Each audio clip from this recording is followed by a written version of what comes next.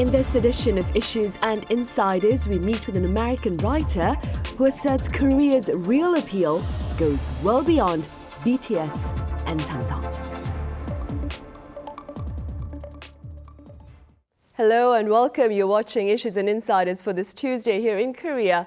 I'm Min Sunhee. Today, I speak with an American writer about his thoughts of life here in Korea, as shared in a recently published book. I have Colin Marshall here in the studio with me. Colin, it's a pleasure to have you here. The pleasure is all mine. Thank you. All right, Colin, let's begin then with some background information about your literary endeavor. What led to the writing of this particular book?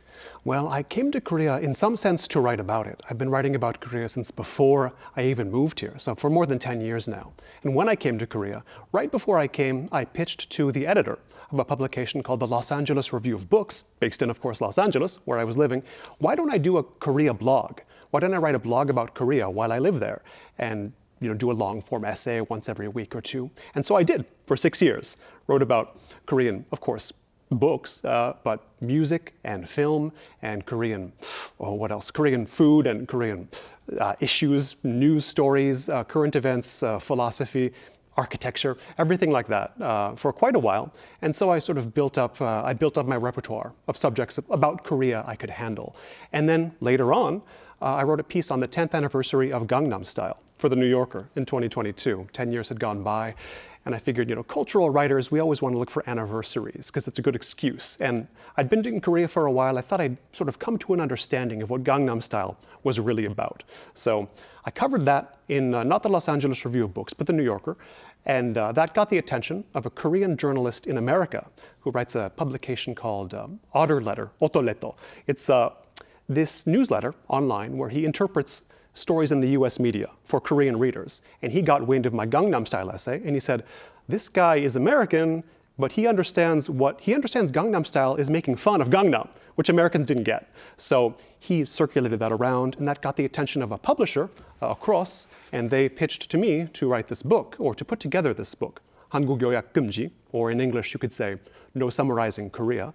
And I put in old essays that are translated, that I wrote in English, during my time here, but also new essays that I've written in Korean with the Korean readership in mind. I wanted to add that in as well to sort of give some more value. Right, I see. And before we delve further into that book, let's take this in chronological order. So like you were saying, you've been here in Korea, but you've been writing about the country before coming to Korea itself. That's true. That being said then, what would you say are the differences in writing about Korea from within its borders and from beyond its borders? Well, this is a perpetual complaint of mine. Something I touch on in the Gangnam Style piece is that the US media, and I pick on the US media because I'm from there, but they portray Korea more often than they have before, of course. There's a greater awareness of South Korea, but they portray it through certain lenses, and they're narrow lenses, whether it's K-pop, or whether it's Samsung, or whether it's depression or suicide or the sunung. Every time the sunung comes around, there's a story about it. This is the test that determines the life of all Koreans.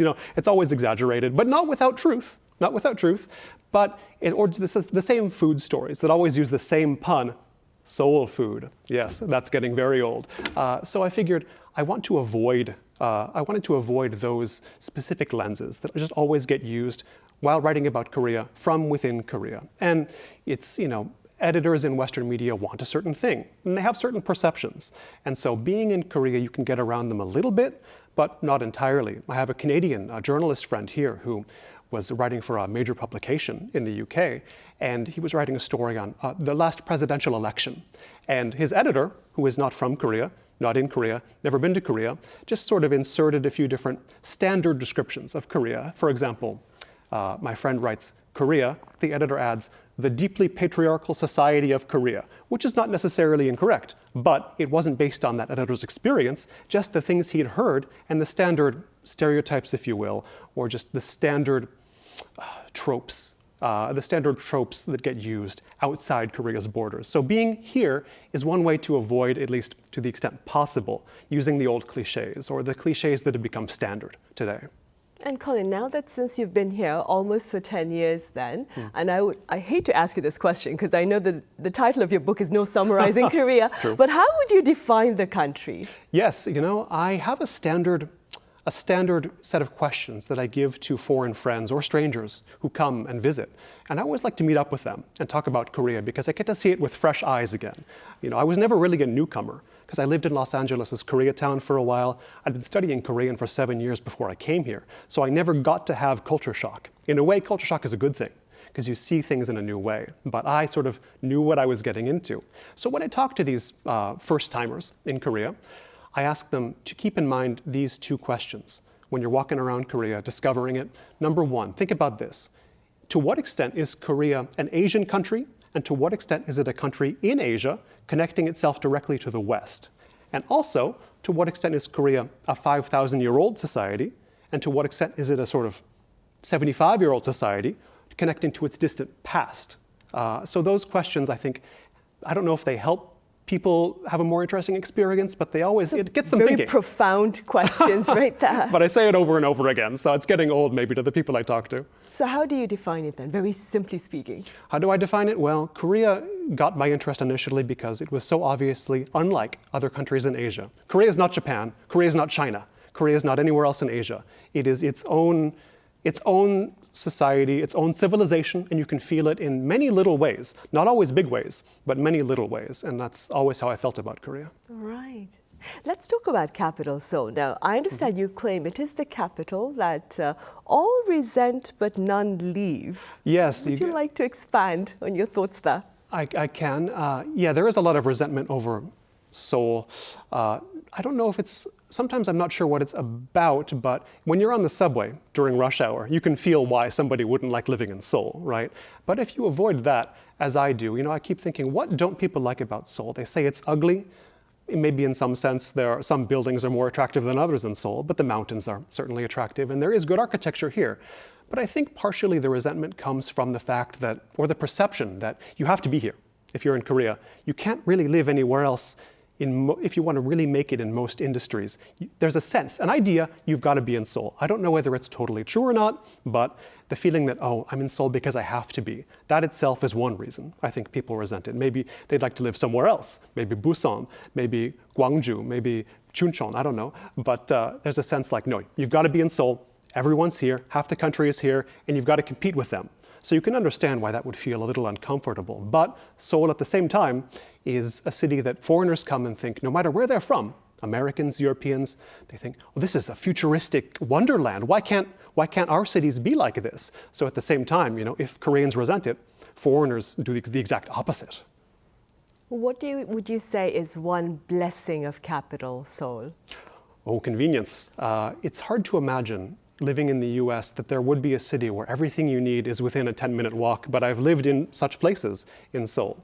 But you know what I always come back to, and friends who watch this are going to know exactly what I'm about to say, is there are bathrooms in the subway stations in Seoul, and that's impossible to imagine if you're in the US. Los Angeles, where I come from, there's a subway, but there are no bathrooms in those stations. And if there were, you wouldn't want to use them. So this says something about the society as a whole. It's not just about the bathrooms in the subway station, but that it's a possibility and that they're usable and that you can rely on them. And they're pretty clean, they're fine. That tells you a lot about what it's like to live in Seoul. Or the fact that you can go to a coffee shop, put your laptop down, you can get up, and no one's going to take it, but you don't have to worry about it either. In America, people just assume everything's going to get stolen if I leave it where it is. So that kind of thing is a blessing of this city. And not just the city, but other Korean cities as well. It's not just Seoul.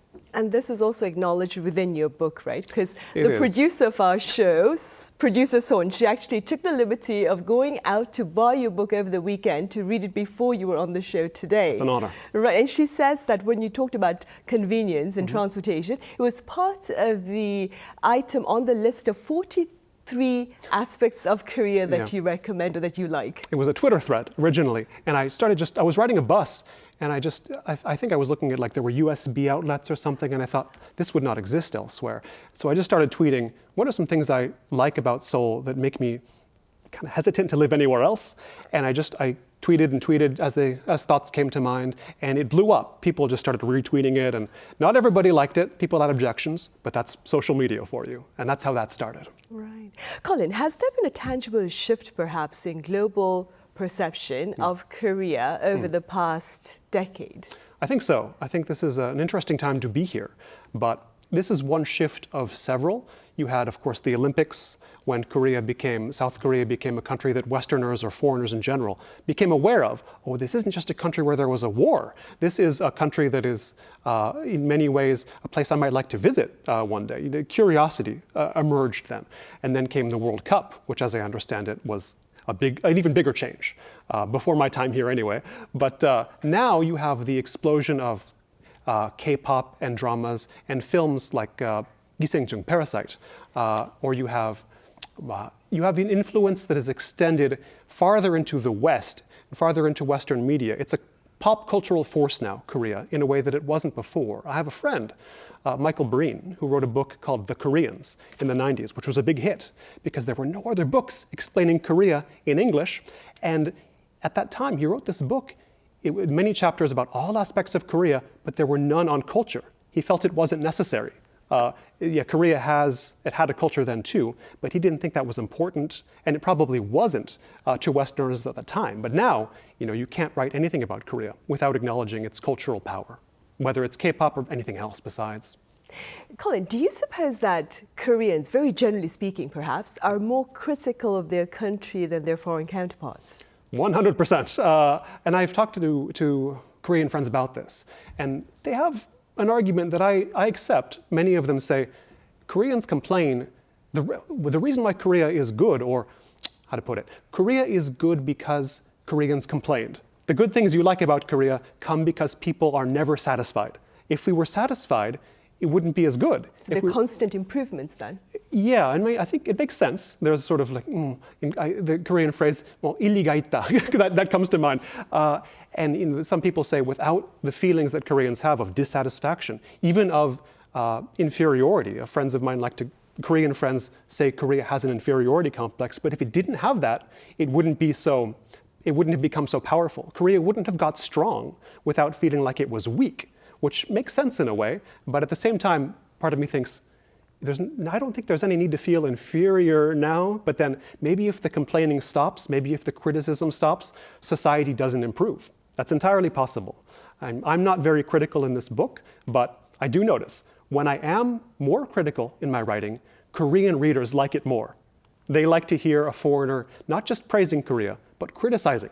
Maybe things they don't like too about Korea, things they themselves don't like. If a foreigner says it, it's a little bit like, oh, maybe this is not just something we feel, but it's actually objectively something worth changing in the society. Right.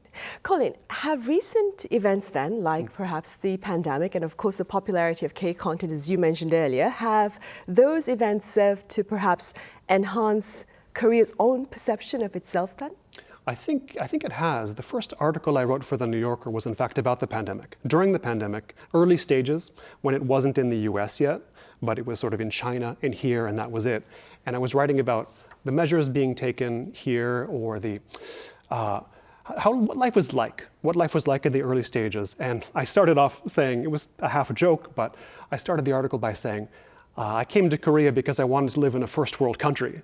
And in a sense, it's something more than a joke, because I think the world was pretty impressed by how Korea handled the virus without lockdowns per se, without some of the harsher procedures. In the US or in countries like France, life really shut down for a while. Here, life didn't shut down, not fully. Of course, there were times when some things were more possible than others, but things went on almost as normal in Korea. The world saw that, and I think Koreans, of course, there are more criticisms than praise within the country domestically about what Korea did, and of course mistakes are always made.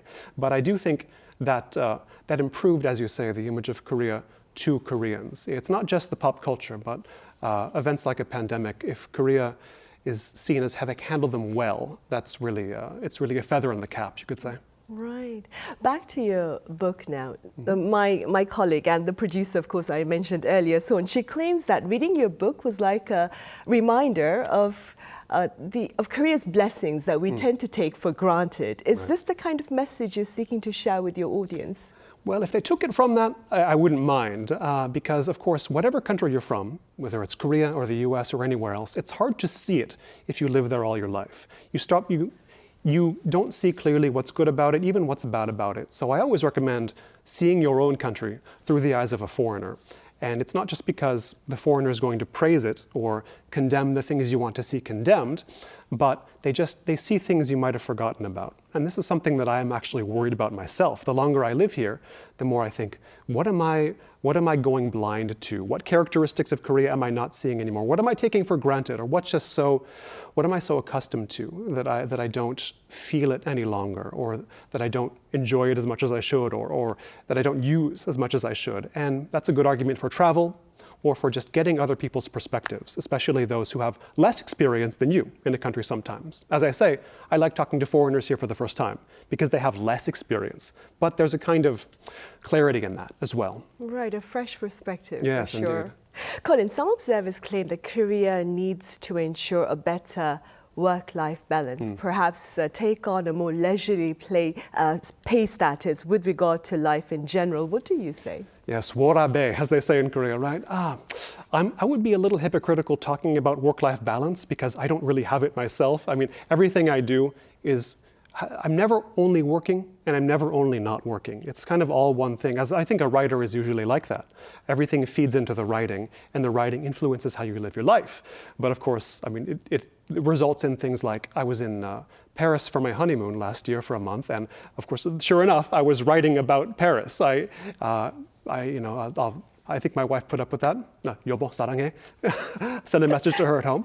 But yes, it's all one thing for me. It's all entangled together. And I think for Koreans, and this is something I've noticed with Koreans in Korea and foreigners in Korea, when they claim to hate Korea, when they complain about Korea, what they often are complaining about or they hate is their work. And they see their work as Korea, if you know what I mean. They hate their job, and so they say they hate Korea. And that's one instance where I think, well, maybe they're in the wrong job. Maybe their life and work are not very well integrated, because if they go to work every day and they see it as a representation of the society and it becomes everything they don't like about the society, that's unhealthy. More so than work-life balance, I would look at that and the job itself. Yeah, and ask, why do you take the job as a representation of the society? And are these really societal problems, or are you in the wrong line of work? And are you just in the line of work you thought people expected you to go into? I think a lot of this is expectations. And if, for many Koreans, if the goal was to go to Seoul and work at Samsung, they'll do it even if they hate what they're doing, because that's what you're supposed to do. And that might be changing a little bit, but I think that's a problem more pronounced, not unique to Korea, but more pronounced in Korea. Right. Colin, let's end now then with a few words about your advice with regard to our efforts in better perhaps indulging in Korea's charming aspects. For foreigners? For foreigners. Learn Korean. Learn the Korean language. That's the main thing that builds a wall between foreigners and the country. Because of course there are many media outlets like Arirang in English, and there are many ways to access Korea through other languages, no doubt. And that's a very good way to start.